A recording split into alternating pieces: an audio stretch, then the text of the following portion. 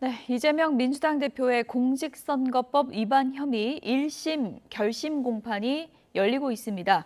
기소 2년 만에 마무리가 되는 만큼 검찰의 구형량이 어떻게 나올지 관심이 쏠리고 있습니다. 김광산 변호사와 짚어보도록 하겠습니다. 어서 오세요. 네, 안녕하세요. 네, 오늘 결심 공판 이 진행 절차가 어떻게 되는 건가요? 일단 이제 오늘은 예.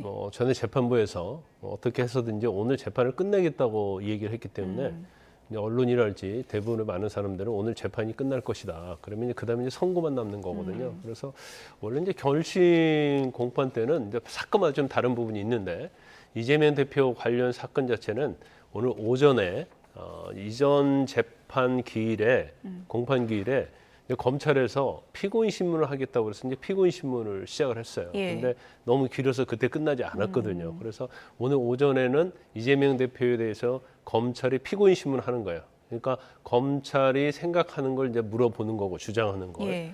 거기 이재명 대표 답을 하고 그럼 피고인 신문을 했으면 이재명 대표 측에서 거기다 이제 반대 신문을 하게 됩니다. 그렇군요. 그래서 아마 오전에 이 피고인 신문 자체가 다 끝나지 않을 가능성이 크다 이렇게 보거든요. 그러면 오후까지 이어질 수 있다고 보고 예. 이제 피고인 신문이 끝나면 이제 더 이상 할 건 없어요. 예. 그러면 이재명 대표가 오후쯤에는 이제 마지막으로 할 말. 최후 진술. 그렇죠. 이제 먼저 이제 검찰이 구형을 하죠. 검찰이 뭐 징역 아니면 뭐 벌금 어떻게 처해달라고 하면 이제 뭐 최후 진술을 하고 그다음에 이제 변호인 입장에서 변론하고 이제 그런 절차에서 끝나게 되는 겁니다. 그래서 예. 오늘 재판이 끝나기 때문에 제일 이제 주목해야 할 부분은 이제 검찰이 형량을 어떻게 얼마만큼 구형하느냐 이게 남아 있어요. 그래서 예. 그게 오늘 집중되는 관심을 받는 거고 그다음에 이제 선고일자가 며칠자로 정해질지 이제 선고 때는 형량이 어떻게 나올지 이제 이 부분이 제일 많은 관심의 대상이다 이렇게 볼 수 있죠. 선고 날짜는 보통 지금 이르면 다음 달 정도다라고 나오고 있는데 맞습니까? 일반적으로는 한 달 정도 잡죠. 예. 이제 불구속 사건에 있어서는 한 달 정도 잡는데 이 사건 자체가 워낙 정치와 관련이 있고 사회적 이목이 집중되고 국민의 관심이 더 크기 때문에 좀 더 시간을 좀 늘려서 잡을 수도 있겠죠. 예. 오늘 최후 진술에서 이재명 대표가 어떤 얘기를 할지도 이제 관심인데 오늘 이제 재판에 출석하면서 이런 얘기를 했습니다. 그래픽 좀 보여주시면 좋을 것 같습니다. 진실이 무엇인지 알 수 있을 것이다. 이렇게 오늘 얘기를 했고요. 검찰이 검찰 권력을 남용해서 증거도 조작하고 사건도 조작하는 등 안쓰러울 만큼 노력을 하지만 사필 규정할 것이다. 이런 얘기를 했습니다. 이 내용 그대로 최후 진술에 들어갈지 않을지 모르겠지만 어쨌든 최후 진술에는 보통 어떤 내용이 담기게 되는 거죠? 일단 이재명 대표는 지금 본 건과 관련해서는 이제 공직선거법 위반인데 예. 허위사실 공표잖아요. 그래서 이 두 부분에 대해서 나는 일단 제일 중요한 것은 두 가지죠. 예. 김문기 씨, 성남도시개발공사 1처장일 땐 김문기 씨를 나는 모른다. 몰랐다. 하위직이었기 때문에 시장으로서 알지 못했다는 거 하나 하고 두 번째는 본인이 성남시장으로 재직하면서 성남에 있는 백현동에 있는 항공식품연구단지 용도 변경을 4단계를 해줬거든요. 예. 그 부분에 대해서 이제 국토부로부터 협박을 받았다 이렇게 얘기를 하고 있잖아요. 예. 그런데 이 사건 자체는 증거를 조작하거나 이제 그럴 사건은 아니에요. 왜냐하면 김문식 씨를 알았냐 몰랐냐는 거기 때문에 그동안 이재명 대표와 김문식 씨가 어떤 관계에 있었느냐, 이제 그에 관련해서 사진이랄지 그런 것들이 얼마나 예. 존재를 하고, 이재명 대표가 과연 모를 리가 있느냐, 그러면은 유죄냐 무죄냐 이제 판가름이 될 것이고, 그다음에 이제 협박을 받았냐 안 받았냐 이것은 공문서랄지 관계자들의 어떤 증언이 있을 수 있거든요. 이제 그렇기 때문에 아마 본인 입장에서는 첫 번째 김문식 씨와 관련해서는 나는 주관자이기 때문에 알지 예. 못했다는 거고. 두 번째는 협박에 대해서도 과연 협박이라고 느낄 수 있었느냐 없었느냐 이것도 이제 아마 주관적으로 예. 이렇게 생각을 하고 있는 것 같아요. 두 가지 축인데요. 먼저 김문기 처장 나는 몰랐다 이 발언 이재명 대표가 했던 발언 내용을 좀 직접 들어보겠습니다. 김문기 처장은 개인적으로 시장 재직 때 좀 아셨습니까? 아니면 어떻습니까? 제가 시장 재직 때는 몰랐고요. 예. 그러니까 하위 직원이었으니까 그때 당시에.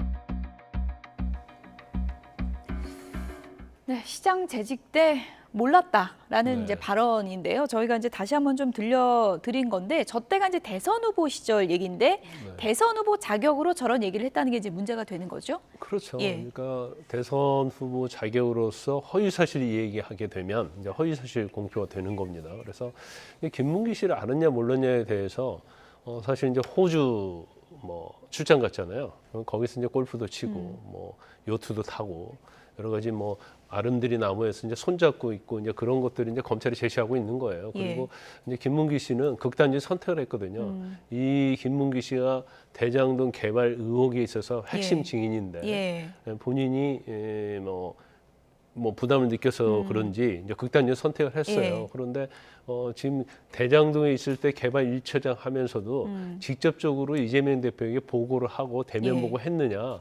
그래 이제 모를 리가 있겠느냐? 그래서 검찰은 이제 이런 것들을 다 제시를 하면서 예. 이재명 대표가 모를 리 없다. 알면서도 알았냐 몰랐냐가 대선에 영향을 미치기 때문에 아마 본인이 부인을 하고 있다 이런 취지의 주장을 하고 있는 거고요. 네. 이재명 대표 입장에서는 설사 같이 골프 치고 뭐 요트 타고 그랬다 할지라도 하위직 증언이고 뭐 내가 관심을 안 가지고 그냥 같이 어떻게 보면 여러 명이 같이 뭐 그런 걸 했기 때문에 내가 인식하지 못했다. 그리고 하위직이기 때문에 서로 이제 말 섞을 일이 없었다. 사소한 잡담 안 한다. 그렇죠. 하위직하고 그런 이런 식으로 얘기했었죠. 얘기를 주장을 하고 있는 예. 거예요. 그래서 이게 사실은 이제 객관적과 주관적인 거. 그러니까 검찰에서 이제 객관적인 어떤 증거, 사진이랄지 이런 걸 제시하는 것이고, 예. 이재명 대표는 그런 게 있다 하더라도 내가 인식을 할 수 없으면 모르는 거 아니냐. 예. 이것은 주관의 영역이다. 예. 그렇기 때문에 이건 죄가 되지 않는다. 이제 어. 그런 주장을 하고 있는 겁니다. 어쨌든 이재명 대표가 선거법 위반 재판에서 이제 본인이 직접 이것은 기억력의 한계다라는 이제 표현을 썼잖아요. 네. 저는 궁금한 게 재판에서 한 사람의 이제 기억력에 대한 객관적인 검증을 어떻게 할 것인가 이 부분이 좀 궁금하거든요. 근데 이제 기억력의 한계 자체를 예. 우리가 결과적으로 이제 법이랄지요. 모든 것의 어떤 기준은 사회 상규, 상식 그 기준에 의해서 판단을 하는 거예요. 그러면 검찰에 제출한 이런 모든 증거들에 의하면 기억을 못할 수가 없다. 이건 뭐 일반적인 사람의 기준에 의하면 이건 당연히 기억을 할 수밖에 없는 그런 상황이 된다. 예. 그 증거에서 뒷받침되면 유죄인 거고요.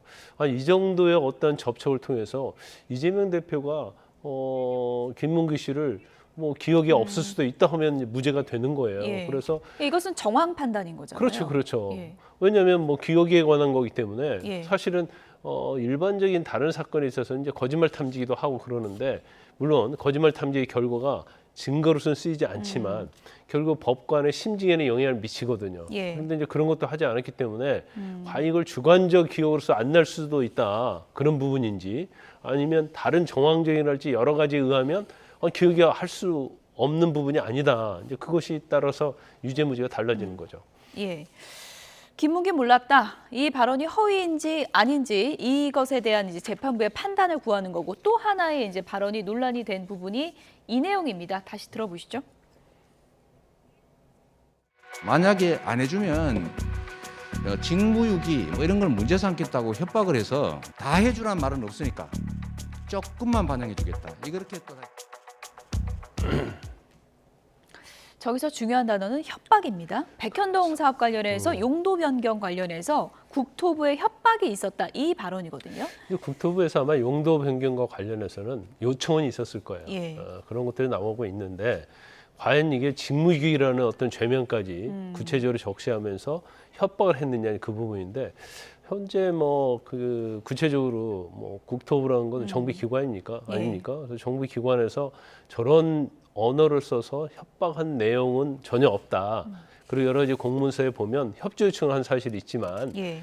그런 내용은 전혀 없다고 나타나고 있고 그다음에 이제 성남 도시개발소 직원들도 아마 뭐 협박은 없었다고 얘기를 하고 있었던 걸 보여요. 예. 그래서 검찰에서는 봐라 전혀 협박한 내용도 없는데 마치 이 백현동이 어떤 특혜를 주기 위해서 예.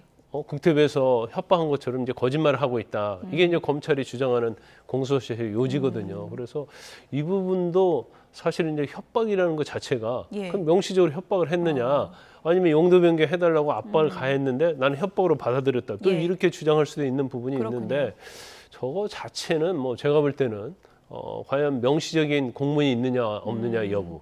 그다음에 그 당시에 이제 성남시 관계자, 성남 도시개발소 관계자 이런 사람들이 과연 협박과 관련해서 어떤 뭐 그런 뭐 이미지 아니면 그러한 마음적인 뭐 동요 예. 그런 게 있었느냐. 그런 것이 좀 중요할 것처럼 보여요. 재판 진행 과정에서 나왔던 뭐 결정적인 문건이나 그런 건 없는 겁니까? 근데 결정적인 문건 자체는 예. 이제 검찰에 제출한 건데 문건 중에서 협박하는 내용은 전혀 없었다는 거죠. 그러면 저 부분에 대해서는 아마 이재명 대표 측에서 아니 이런 공문서를 나한테 보내서 성남시에 보내서 협박을 했다. 근데 그걸 제출을 해서 반박을 해야 하는데 예. 아마 그 공문서는 없는 걸로 보입니다. 그렇기 때문에 뭐 저 부분도 마찬가지죠. 저것은 김문경은 좀 약간 주관적인 영역이 있어서 좀 약간 틀려요. 예. 이것은 객관적인 영역으로 좀 왔다고 볼 수 있어요. 예. 왜냐하면 국토부에서 협박을 한다고 하면 공문서를 보내서 할 거 아닙니까? 예. 뭐 전화로 하지는 않을 거예요. 누가 감히 전화를 해가지고 협박할 수는 없는 거니까. 그래서 저 부분 자체도 이제 무죄를 주장하고 있지만 뭐 어떤 공문서랄지 객관적인 증거에서 좀 뒷받침이 돼야 한다 이렇게 봅니다. 네, 어쨌든 그럼 김문기에 몰랐다, 국토부 협박이 있었다 이 두 가지 축, 이 발언 가운데 이재명 대표 측에서 봤을 때 방어하기가 좀 더 까다로운 쪽이 어떤 걸까요? 백현동 사건이라고 볼 수 있죠. 백현동일까요? 예. 백현동 사건이라고 볼 수가 있는데 이제 김문기를 알았냐 몰랐냐는 주관적인 영역이 될 수 있잖아요. 그러면 경우에 따라서는 우리가 뭐 자주 본 사람이라도 뭐 2, 3년 지나면 사실은 인식을 못 할 수도 있는 그런 상황이기 때문에 이 부분에 대해서는 뭐 어느 정도 재판부에서도 고민을 좀 많이 할 걸로 보이고 예. 근데 백현동에 대해서는 저건 기관 대 기관의 일이거든요.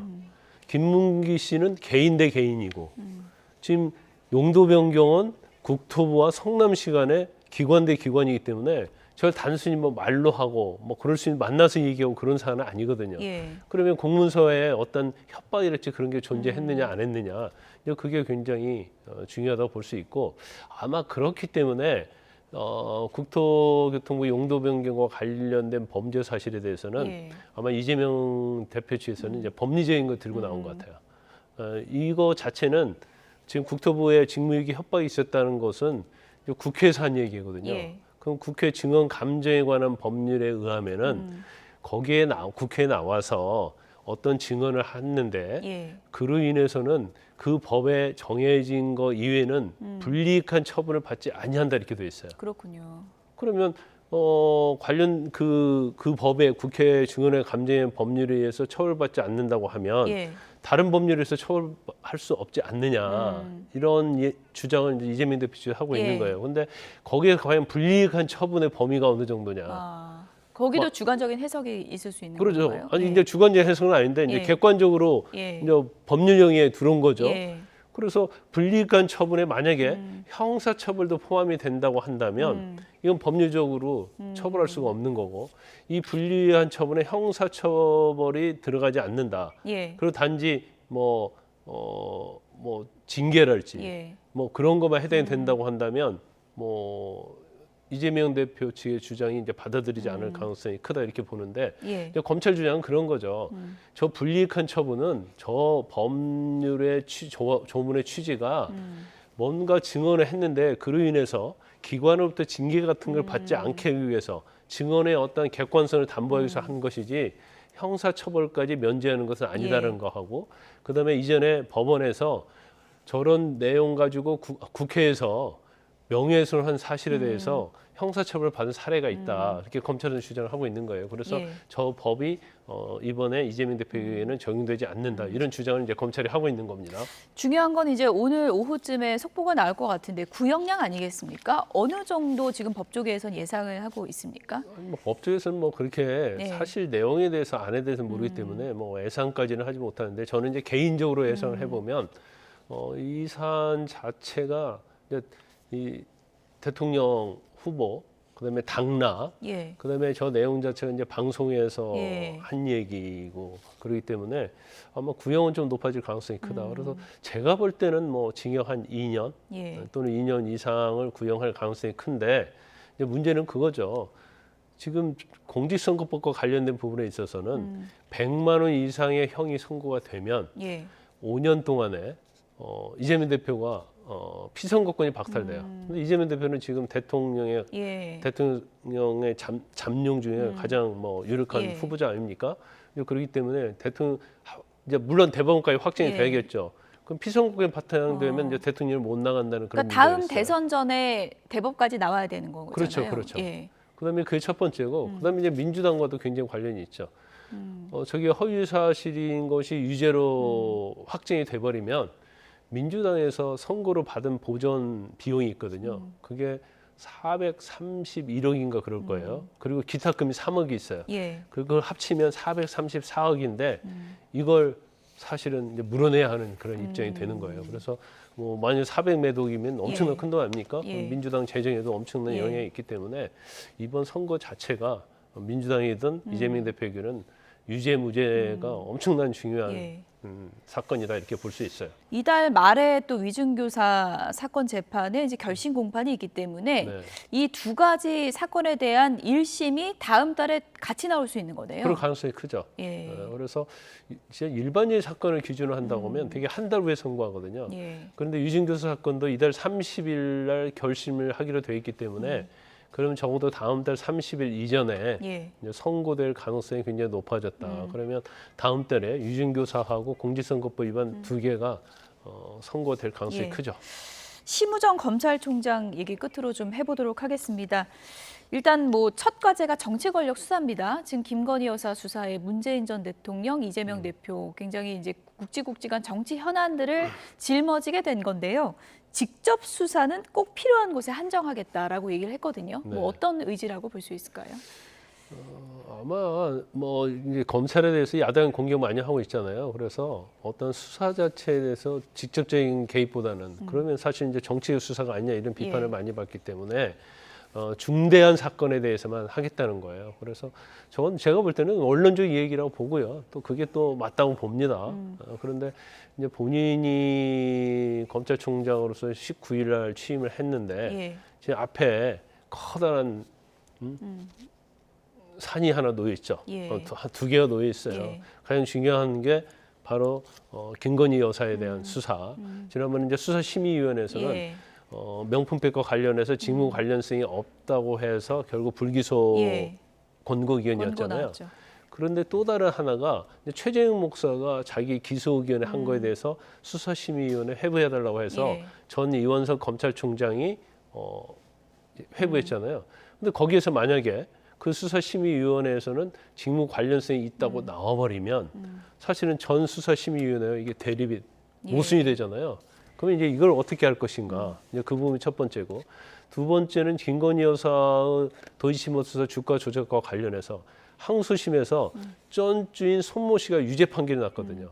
그렇기 때문에 그러면 무죄가 아니고 유죄면 같이 쩐주라고 볼 수 있는 김건희 여사도 유죄하지 않느냐 이런 문제. 그다음에 이제 문다혜 씨 소환 조사 문제 이런 것들이 지금 앞에 가로놓여 있는 겁니다. 네. 출범부터 만만치가 않은 과제를 안게 된 것 같습니다. 지금까지 김광삼 변호사와 얘기 나눠봤습니다. 오늘 말씀 감사합니다.